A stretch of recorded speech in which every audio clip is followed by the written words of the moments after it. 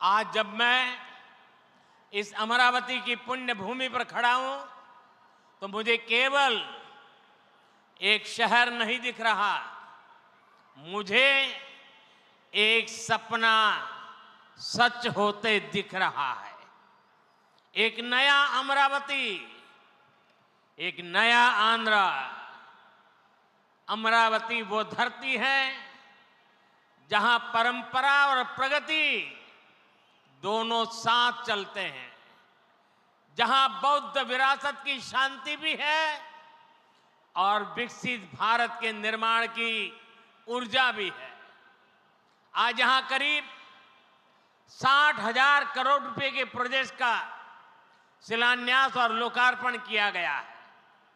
ये प्रोजेक्ट सिर्फ कंक्रीट का निर्माण नहीं है, ये आंध्र प्रदेश के आकांक्षाओं की, विकसित भारत की उम्मीदों की मजबूत नींव भी है।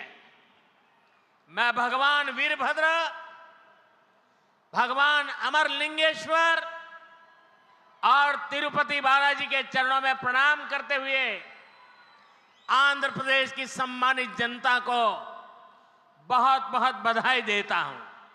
मुख्यमंत्री चंद्रबाबू नायडू गारू और पवन कल्याण जी को भी मैं बहुत बहुत शुभकामनाएं देता हूं। అమరావతి అనే పుణ్యభూమిపై ఈరోజు నేను నిలబడి ఉన్నప్పుడు నాకు కనిపిస్తున్నది ఒక నగరం మాత్రమే కాదు, నాకు ఒక కళ నిజమవుతుంది అన్న భావన కలుగుతుంది. ఒక కొత్త అమరావతి, ఒక కొత్త ఆంధ్రప్రదేశ్. అమరావతి అంటే సాంప్రదాయం మరియు పురోగతి కలిసి నడిచే భూమి. ఇక్కడ బౌద్ధ వారసత్వం యొక్క శాంతి ఉంది, అలాగే వికసిత భారతదేశాన్ని నిర్మించుకోగలిగిన శక్తి కూడా ఉంది. ఇవాళ సుమారు 60,000 కోట్ల రూపాయలు విలువైన ప్రాజెక్టులకి శంకుస్థాపనలు మరియు ప్రారంభోత్సవ కార్యక్రమాలు చేస్తున్నాం. ఇవి కేవలం కాంక్రీట్ నిర్మాణాలు మాత్రమే కావు, ఇవి ఆంధ్రప్రదేశ్ ఆశలకు మరియు వికసిత భారతదేశ ఆశయాలకు ఒక బలమైన పునాది వేయబోతుంది. నేను వీరభద్ర స్వామికి, అమరలింగేశ్వర స్వామికి మరియు తిరుపతి వెంకన్న స్వామికి వారి పాదాలకి నమస్కరిస్తూ ఆంధ్రప్రదేశ్ ప్రజలకు హృదయపూర్వక శుభాకాంక్షలు తెలియజేసుకుంటున్నాను. అలానే ముఖ్యమంత్రి చంద్రబాబు నాయుడు గారికి, పవన్ కళ్యాణ్ గారికి నా ప్రత్యేక శుభాకాంక్షలు తెలియజేస్తున్నాను. साथियों, हम सब जानते हैं इंद्रलोक की राजधानी का नाम अमरावती था और अब अमरावती आंध्र प्रदेश की राजधानी है। ये सिर्फ संयोग नहीं है, ये स्वर्ण आंध्रा के निर्माण का भी शुभ संकेत है। स्वर्ण आंध्रा विकसित भारत की राह को मजबूत करेगा और अमरावती स्वर्ण आंध्रा के विजन को ऊर्जा देगी। अमरावती केवलम ओक नगरम का दो, अमरावती ओक शक्ति आंध्र प्रदेश नो आधुनिक प्रदेश का मार्चे शक्ति आंध्र प्रदेश नो अधुनातन प्रदेश गा मार्चे शक्ति। మిత్రులారా, ఇంద్రుడి తాలూకా రాజధాని పేరు అమరావతి అని మన అందరికీ కూడా తెలుసు. ఇప్పుడు అమరావతి మన ఆంధ్రప్రదేశ్ రాష్ట్రానికి రాజధానిగా నిలిచింది. ఇది కేవలం యాదృచ్ఛికం కాదు, ఇది స్వర్ణ ఆంధ్రప్రదేశ్ రాష్ట్ర నిర్మాణానికి శుభ సూచకం అనేది తెలియజేస్తున్నాను. స్వర్ణాంధ్ర వికసిత భారతదేశ సంకల్పానికి బలమిస్తుంది. అలానే అమరావతి మన స్వర్ణాంధ్ర విజన్కు శక్తినిస్తుంది. అమరావతి అంటే కేవలం ఒక నగరం కాదు, అమరావతి ఒక శక్తి. ఆంధ్రప్రదేశ్కు ఆంధ్రప్రదేశ్గా అధునాతన ఆంధ్రప్రదేశ్గా మార్చే శక్తి అని తెలియజేస్తున్నాను. साथियों, अमरावती एक ऐसा शहर होगा जहां आंध्र प्रदेश के हर नौजवान के सपने साकार होंगे। Information technology, artificial intelligence, green energy, clean industry, शिक्षा और स्वास्थ्य, आने वाले कुछ सालों में इन सारे सेक्टर्स में अमरावती एक लीडिंग सिटी बनकर खड़ा होगा। इन सारे सेक्टर्स के लिए जो भी इंफ्रास्ट्रक्चर जरूरी होगा, केंद्र सरकार उसे रिकॉर्ड स्पीड से पूरा करने में राज्य सरकार की पूरी मदद कर रही है। మిత్రులారా, అమరావతి అనేది ప్రతి ఆంధ్ర యువకుడి కలలు నిజమయ్యే నగరంగా తయారవబోతుంది. Information technology, artificial intelligence, green energy, clean industries, విద్య, ఆరోగ్య రంగాల్లో రానున్న రోజుల్లో అమరావతి దేశంలోనే ప్రధాన నగరంగా నిలవబోతుంది. ఈ రంగాల కోసం అవసరమైన మౌలిక వసతులు నిర్మించడానికి కేంద్ర ప్రభుత్వం రికార్డు స్పీడ్తో పనులు పూర్తి చేయడానికి రాష్ట్ర ప్రభుత్వానికి సంపూర్ణ సహకారం అందించబోతుందని తెలియజేస్తున్నాను. अभी हमारे चंद्रबाबू जी टेक्नोलॉजी को लेकर के मेरी भारी तारीफ कर रहे थे, लेकिन मैं आज एक रहस्य बता देता हूं। जब मैं गुजरात में नया मुख्यमंत्री बना तो मैं बाबू हैदराबाद में बैठ कर के किस किस प्रकार के इनिशिएटिव ले रहे हैं उसका बड़ा बारीकी से अध्ययन करता था और मैं उसमें से बहुत कुछ सीखता था और उसे आज मुझे लागू करने का अवसर मिला है, मैं लागू कर रहा हूं। ఇప్పుడు చంద్రబాబు గారు మీ అందరి ముందు నాకు టెక్నాలజీ నాతో మొదలైందన్నట్టుగా ప్రశంసిస్తున్నారు. కానీ నేను మీ అందరికీ కూడా ఒక రహస్యం చెప్తాను. నేను సరికొత్తగా ముఖ్యమంత్రి అయినటువంటి రోజుల్లో గుజరాత్లో ఉన్నప్పుడు అప్పుడు చంద్రబాబు నాయుడు గారు ఆంధ్రప్రదేశ్లో హైదరాబాద్లో ఐటీని ఏ రకంగా డెవలప్ చేస్తున్నారో నేను క్లోజ్గా అబ్జర్వ్ చేసి అధికారులను కూడా పెట్టి అబ్జర్వ్ చేయించి ఆ రోజు నేను చాలా దగ్గరగా తెలుసుకున్నటువంటి విషయాలు మళ్ళీ తిరిగి ఈరోజు ఆంధ్రప్రదేశ్కి వచ్చి మళ్ళీ మీ అందరి ముందు ఈరోజు నేను చేయగలుగుతున్నాను అనేది తెలియజేస్తున్నాను. और मैं अपने अनुभव से कहता हूं, फ्यूचर टेक्नोलॉजी हो, बहुत बड़े स्केल पर काम करना हो और जल्दी से इसे जमीन पर उतारना हो तो वो काम चंद्रबाबू उत्तम से उत्तम तरीके से कर सकते हैं. అలాగే నా అనుభవంతో చెప్తున్నాను, పెద్ద స్కేల్లో ప్రాజెక్టులు చేయాలన్నా తొందరగా అవి పూర్తి చేయాలన్నా మంచి క్వాలిటీతో అవన్నీ కూడా పూర్తి చేయాలన్నా దేశంలో చంద్రబాబు నాయుడు గారి కంటే దాంట్లో మిన్న మరెవ్వరూ కూడా లేరు అనేది ఈ సభాముఖంగా తెలియజేస్తున్నాను.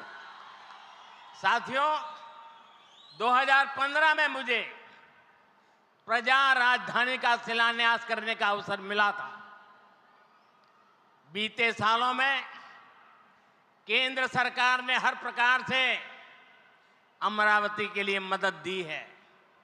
यहां बेसिक इंफ्रास्ट्रक्चर के निर्माण के लिए सभी कदम उठाए गए हैं. अब चंद्रबाबू गारू के नेतृत्व में राज्य सरकार बनने के बाद सारे ग्रह जो लगे थे अब हट गए हैं. यहां विकास कार्यों में तेजी आ गई है. हाई कोर्ट, विधानसभा, सेक्रेटेरिएट, राजभवन, ऐसी कई जरूरी बिल्डिंग बनाने के कामों को भी प्राथमिकता दी जा रही है. మిత్రులారా, 2015లో ప్రజల రాజధానిగా అమరావతికి నేను శంకుస్థాపన చేశాను. గత 10 ఏళ్లలో కేంద్ర ప్రభుత్వం అమరావతికి అన్ని రకాలుగా మద్దతుగా నిలిచింది. ఇక్కడ మౌలిక వసతుల నిర్మాణానికి అవసరమైన ప్రతి అడుగు కూడా వేసింది. ఇప్పుడు చంద్రబాబు నాయుడు గారి నాయకత్వంలో ప్రభుత్వం ఏర్పడిన తర్వాత అభివృద్ధి మరింత వేగంతో ముందుకు వెళ్తుంది. ఇక్కడ హైకోర్టు, అసెంబ్లీ, సచివాలయం, రాజ్భవన్ వంటి అవసరమైన నిర్మాణాలకు ప్రస్తుతం ప్రాధాన్యత ఇస్తుంది. साथियों, एनटीआर गारू ने विकसित आंध्र प्रदेश का सपना देखा था. हमें मिलकर अमरावती को, आंध्र प्रदेश को विकसित भारत का ग्रोथ इंजन बनाना है. हमें एनटीआर गारू का सपना पूरा करना है. चंद्रबाबू गारू, ब्रदर पवन कल्याण, इदी मनमू చెయ్యాలి, ఇది మనమే చెయ్యాలి. మిత్రులారా, ఎన్టీఆర్ గారు వికసిత్ ఆంధ్రప్రదేశ్ కోసం కల కన్నారు. మనమందరం కలిసి అమరావతి మరియు ఆంధ్రప్రదేశ్ని వికసిత భారతదేశానికి గ్రోత్ ఇంజన్గా తయారు చేయాలి. మనం ఎన్టీఆర్ గారి కలల్ని నిజం చేయాలి. నారా చంద్రబాబు నాయుడు గారు అలాగే సోదరులు పవన్ కళ్యాణ్ గారు ఇది మనం చేయాలి, ఇది మనమే చేయాలి. साथियों, बीते 10 सालों में भारत ने देश में फिजिकल, डिजिटल और सोशल इंफ्रास्ट्रक्चर पर विशेष बल दिया है। भारत आज दुनिया के उन देशों में शामिल है जहां का इंफ्रास्ट्रक्चर तेज गति से आधुनिक हो रहा है। इसका फायदा आंध्र प्रदेश को भी मिल रहा है। आज भी रेल और रोड से जुड़े हजारों करोड़ के प्रोजेक्ट आंध्र प्रदेश को मिले हैं। మిత్రులారా, గత 10 ఏళ్లలో భారతదేశం ఫిజికల్, డిజిటల్ మరియు సోషల్ ఇన్ఫ్రాస్ట్రక్చర్ పై ప్రత్యేక దృష్టి సారించింది. ఇప్పుడు భారత్ ప్రపంచంలో అత్యంత వేగంగా మౌలిక వసతులు అభివృద్ధి చెందుతున్నటువంటి దేశాల్లో ఒకటిగా నిలుచుంది. ఇది ఆంధ్రప్రదేశ్కు కూడా ప్రయోజనంగా మారబోతుంది. ఈ రోజు కూడా రైల్ మరియు రోడ్డు ప్రాజెక్టులలో రాష్ట్రానికి వేల కోట్ల రూపాయలు కేంద్రం తరపున అందించడం జరుగుతుంది. यहाँ आंध्र प्रदेश में कनेक्टिविटी का नया अध्याय लिखा जा रहा है। इन प्रोजेक्ट से एक जिले से दूसरे जिले की कनेक्टिविटी बढ़ेगी, आसपास के राज्यों से कनेक्टिविटी बेहतर होगी। इससे किसानों के लिए बड़े बाजार तक फसल पहुंचाना आसान होगा और उद्योगों के लिए भी सुविधा होगी। टूरिज्म सेक्टर को और तीर्थ यात्राओं को बल मिलेगा। जैसे रेनीगुंटा नायडूपेटा हाईवे से तिरुपति बालाजी के दर्शन आसान होंगे। लोग बहुत कम समय में వెంకటేశ్వర స్వామికి దర్శనం कर पाएंगे। ఆంధ్రప్రదేశ్లో కనెక్టివిటీకి ఒక కొత్త అధ్యాయం మొదలవబోతుంది. ఈ ప్రాజెక్టులతో ఒక జిల్లాకు మరొక జిల్లాకు కనెక్టివిటీ పెరుగుతుంది. పక్క రాష్ట్రాలతో కూడా అనుసంధానం ఏదైతే ఉందో అది కూడా మెరుగు కాబోతుంది. ఈ ప్రాజెక్టుల వల్ల రైతులకి పెద్ద మార్కెట్లకు తక్కువ సమయంలో తమ పంటని తీసుకొని వెళ్ళడానికి సులభం అవుతుంది. అలాగే ఉద్యోగస్తులు మరియు పారిశ్రామికులు కూడా సౌకర్యం కలుగుతుంది. పర్యాటకం, తీర్థయాత్రలకి ఆ రంగాలకి కూడా ఉపయోగపడుతుంది. ఉదాహరణకు రేణుగుంట నుంచి నాయుడుపేట కొత్త హైవే ఏదైతే ఉందో దాని ద్వారా తిరుపతి వెంకన్న స్వామి వారి దర్శనం చాలా సులభంగా మనకు అవుతుంది. తక్కువ సమయంలో ప్రజలు ఆ స్వామివారిని దర్శనం చేసుకొని ఆ అవకాశం పొందుతారని కూడా తెలియజేస్తున్నాను.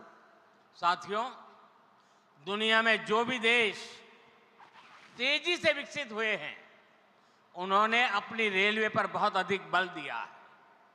बीता दशक भारत में रेलवे के ट्रांसफॉर्मेशन का रहा है। भारत सरकार ने आंध्र प्रदेश में रेलवे के विकास के लिए रिकॉर्ड पैसे भेजे हैं। वर्ष 2009 से 2014 तक आंध्र प्रदेश और तेलंगाना के लिए रेलवे का कुल बजट 900 करोड़ रुपए से भी कम था, जबकि आज सिर्फ आंध्र का ही रेल बजट 9000 करोड़ रुपए से ज्यादा का है। यानी करीब 10 गुना से ज्यादा की बढ़ोतरी हुई है। మిత్రులారా, ప్రపంచంలో వేగంగా అభివృద్ధి చెందిన దేశాలు ఏవైతే ఉన్నాయో అవన్నీ కూడా తమ రైల్వే మీద చాలా ప్రాముఖ్యత సారించారు. గత దశాబ్దంలో భారతదేశంలో కూడా రైల్వే మీద ఎక్కువగా పరివర్తన జరిగింది. కేంద్ర ప్రభుత్వం ఆంధ్రప్రదేశ్ రైల్వే అభివృద్ధికి కూడా రికార్డు స్థాయిలో నిధులు మంజూరు చేయడం జరిగింది. 2009 నుంచి 14 వరకు ఆంధ్రప్రదేశ్ మరియు తెలంగాణ కలిసి ఉన్నప్పుడు రాష్ట్రం తాలూకా బడ్జెట్ కేవలం 900 కోట్లు కూడా ఉండేది కాదు. కానీ ఇప్పుడు కేవలం ఆంధ్రప్రదేశ్కు మాత్రమే రైల్వే బడ్జెట్ 9000 కోట్ల దాటి ఈరోజు అందిస్తున్నాం. అంటే ముందు కంటే 10 రెట్లు ఎక్కువ బడ్జెట్ అభివృద్ధి జరుగుతుందని తెలియజేస్తున్నాను. साथियों, रेलवे के बढ़े हुए बजट से आंध्र प्रदेश में रेलवे का 100% इलेक्ट्रिफिकेशन हो चुका है। यहाँ 8 जोड़ी आधुनिक वंदे भारत ट्रेनें चल रही है। साथ ही आधुनिक सुविधाओं वाली अमृत भारत ट्रेन भी आंध्र प्रदेश से होकर गुजरती है। बीते 10 साल में आंध्र प्रदेश में 750 से अधिक रेल, फ्लाईओवर और अंडरपास बनाए गए हैं। इसके अलावा आंध्र प्रदेश के 70 से ज्यादा रेलवे स्टेशनों को अमृत भारत स्टेशन योजना के तहत विकसित किया जा रहा है। మిత్రులారా, ఈ పెంచిన రైల్వే బడ్జెట్ వల్ల ఆంధ్రప్రదేశ్లో 100% ఎలక్ట్రిఫికేషన్ మనం పూర్తి చేసుకున్నాం. ఇక్కడ 8 సరికొత్త వందే భారత్ ట్రైన్లు ప్రారంభమయ్యాయి. దానితో పాటు ఆధునిక వసతులతో కలిగి ఉన్న అమృత్ భారత్ రైళ్లు కూడా ఆంధ్రప్రదేశ్ నుంచి వెళ్తుంది. గత 10 ఏళ్లలో 750 కంటే ఫ్లైఓవర్ బ్రిడ్జ్లు కానీ అండర్ పాసేజీలు కానీ రైల్వేస్లో నిర్మించబడింది. అంతేకాకుండా 70కి పైగా రైల్వే స్టేషన్లు మన ఆంధ్రప్రదేశ్ రాష్ట్రంలో అమృత్ భారత్ స్టేషన్ పథకం కింద అభివృద్ధి కూడా చేస్తున్నామని తెలియజేస్తున్నాను. साथियों, इंफ्रास्ट्रक्चर के लिए जब इतने सारे काम होते हैं तो उसका बहुत मल्टीप्लायर इफेक्ट होता है. इंफ्रास्ट्रक्चर के निर्माण में जो रॉ मटेरियल लगता है उसे मैन्युफैक्चरिंग इंडस्ट्री को बल मिलता है. सीमेंट का काम हो, स्टील का काम हो, ट्रांसपोर्टेशन का काम हो, ऐसे हर सेक्टर को इससे फायदा होता है. इंफ्रास्ट्रक्चर विकास का सीधा लाभ हमारे नौजवानों को होता है, उन्हें ज्यादा रोजगार मिलते हैं. आंध्र प्रदेश के भी हजारों युवाओं को इन इंफ्रा प्रोजेक्ट से रोजगार के नए मौके मिल रहे हैं. మిత్రులారా, ఇంత భారీ స్థాయిలో మౌలిక వసతులు అభివృద్ధి జరగడం వల్ల ఆర్థిక వ్యవస్థలో మల్టీప్లయర్ ఎఫెక్ట్ ఏర్పడుతుంది. నిర్మాణ రంగంలో కావలసిన రా మెటీరియల్స్, సిమెంట్ అయినా, స్టీల్ అయినా, రవాణా వంటి రంగాలకు గణనీయమైన డిమాండ్ ఏర్పడుతుంది. దీనివల్ల తయారీ పరిశ్రమలకు బలం ఏర్పడుతుంది. ఈ పరిశ్రమల ద్వారా మన యువతకు నేరుగా ఉద్యోగ అవకాశాలు పెరుగుతాయి. ఆంధ్రప్రదేశ్లో వేలాది మంది యువకులకు ఈ ప్రాజెక్టుల వల్ల సరికొత్త ఉపాధి అవకాశాలు కూడా లభిస్తాయని తెలియజేస్తున్నాను. साथियों, मैंने लाल किले से कहा था कि विकसित भारत का निर्माण गरीब, किसान, नौजवान और नारी शक्ति इन 4 पिलर्स पर होगा. एनडीए सरकार की नीति के केंद्र में 4 पिलर सबसे अहम है. हम विशेषकर किसानों के हितों को बड़ी प्राथमिकता देते हुए काम कर रहे हैं. किसानों की जेब पर बोझ ना पड़े और इसलिए बीते 10 सालों में केंद्र सरकार ने सस्ती खाद देने के लिए करीब 12 लाख करोड़ रुपए खर्च किए. हजारों नए और आधुनिक बीज भी किसानों को दिए. पीएम फसल बीमा स्कीम के तहत आंध्र प्रदेश के किसानों को अब तक 5,500 करोड़ रुपए का क्लेम मिल चुका है. पीएम किसान सम्मान निधि के तहत भी आंध्रा के लाखों किसानों के खाते में 17,500 करोड़ रुपए से ज्यादा पहुंचे हैं. మిత్రులారా, నేను ఎర్రకోట నుంచి స్పష్టంగా చెప్పాను, వికసిత్ భారత్ నిర్మాణం కావాలంటే పేదవాడు, రైతు, యువకుడు, మహిళా శక్తి ఈ 4 స్తంభాలపై ఆధారపడి ఉంటుంది. ఎన్డీఏ ప్రభుత్వ విధానాల్లో కూడా ఈ 4 స్తంభాలు కేంద్ర బిందువుగా పెట్టుకొని పనిచేస్తున్నాం. రైతు ప్రయోజనాలు అత్యంత ప్రాధాన్యత తీసుకుంటూ మేమందరం కూడా కేంద్రంలో పనిచేస్తున్నాం. రైతు జేబులకి భారం పడకుండా ఆ ఉద్దేశంతో గత 10 ఏళ్లలో ఎరువుల కోసం ఏకంగా 12 లక్షల కోట్ల రూపాయలు ఖర్చు కేంద్ర ప్రభుత్వం చేసింది. 1000కి పైగా సరికొత్త మరియు ఆధునిక విత్తనాలు కూడా రైతులకి అందించబడ్డాయి. పీఎం పంట బీమా యోజన కింద ఆంధ్రప్రదేశ్ రైతులకు ఇప్పటి వరకు 5,500 కోట్లు నష్టపరిహారం కూడా చెల్లించాం. పీఎం కిసాన్ సమ్మాన్ నిధి ద్వారా లక్షలాది మంది ఆంధ్రప్రదేశ్ రైతుల ఖాతాల్లో 17,500 కోట్ల వరకు వాళ్ళందరికీ కూడా నిధులు జమ చేశామన్నది గర్వంగా తెలియజేస్తున్నాను. साथियों, आज पूरे देश में सिंचाई के प्रोजेक्ट्स का जाल बिछाया जा रहा है. रिवर लिंकिंग का काम भी, उसका अभियान भी शुरू किया गया है.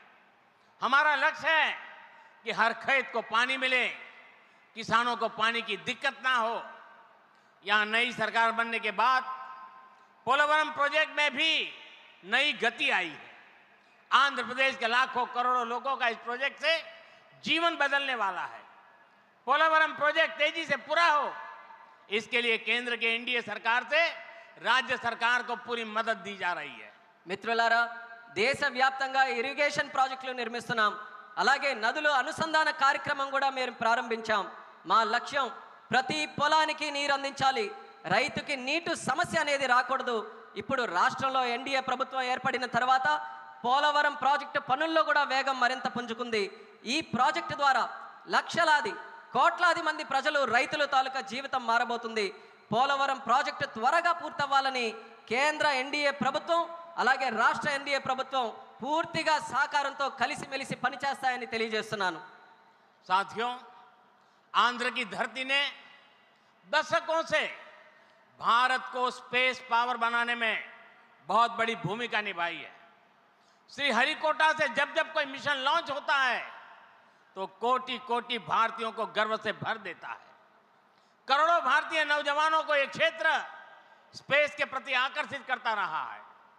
अब आज देश को हमारे डिफेंस सेक्टर को मजबूत करने वाला नया संस्थान भी मिला है। कुछ देर पहले हमने डीआरडीओ की नई मिसाइल टेस्टिंग रेंज की आधारशिला रखी है। नागरा लंका में बनने जा रही नवदुर्गा टेस्टिंग रेंज मां दुर्गा की तरह देश की डिफेंस पावर को शक्ति देगी। मैं इसके लिए भी देश के वैज्ञानिकों को, आंध्र प्रदेश के लोगों को बधाई देता हूं। మిత్రులారా, మన ఆంధ్ర భూమి దశాబ్దాలుగా భారతదేశానికి అంతరిక్ష శక్తి అవతరించడంలో ప్రధాన పాత్ర పోషిస్తుంది. శ్రీహరికోట నుంచి లాంచ్ అయ్యే ప్రతి రాకెట్ ప్రయోగం కోట్లాది మంది భారతీయుల్ని గర్వపడేలా చేస్తుంది. అలాగే కోట్లాది మంది భారతదేశ యువకులను ఈ అంతరిక్ష రంగం ఇప్పుడు ఆకర్షిస్తుంది. ఇప్పుడు దేశ రక్షణను బలోపేతం చేసే ఒక కొత్త సంస్థను కూడా మనం ప్రారంభిస్తున్నాం. కొద్దిసేపటి క్రితం డిఆర్డిఓ నవదుర్గ మిసైల్ లాంచింగ్ రేంజ్కి శంకుస్థాపన చేశాం. నాగాయలంకలో నిర్మించబోయే ఈ కేంద్రం మన కనకదుర్గమ్మల దేశ రక్షణకు శక్తిని నిరంతరం కూడా ఇస్తుంది.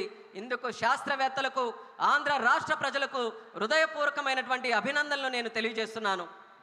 साथियों, आज भारत की ताकत सिर्फ हमारे हथियार ही नहीं है, बल्कि हमारी एकता भी है।